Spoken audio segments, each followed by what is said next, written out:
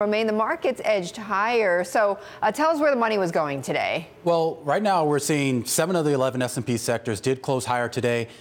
Mainly that was telecom stocks and financials where we saw most of the gains. Energy, utilities, technology shares were the biggest drag. Now you take a look at Goldman Sachs. They were up about 3%, the biggest gainer in the Dow today, leading that rally in the financial shares. JP Morgan, Morgan Stanley, all following right behind Goldman Sachs. Right. A lot of that is related to what's going on with the tax overhaul and basically who's going to benefit from some of the changes that come out of that. Even seeing some of the mid-sized financials, Citizens Bank, Regional, also moving higher, M&T Bank as well.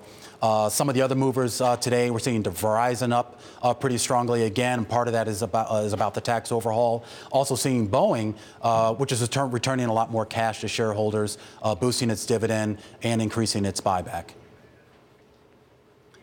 Romaine, we saw the Nasdaq finishing lower once again. I mean, what's making investors rotate out of tech again? Well, keep in mind the index is still up for the year about 27%. In fact, it's probably the best performer amongst the majors.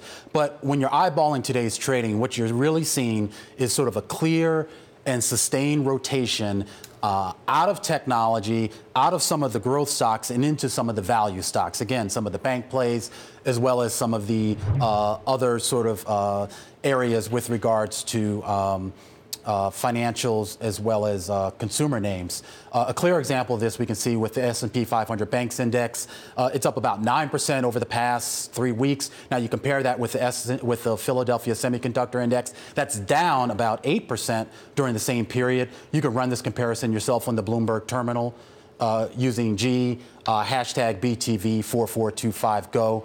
We're also seeing some further rotation out of some of the consumer tech names. Facebook is down today about 1%. Apple down about 0.5%. Also, Amazon declining about 1/3% today.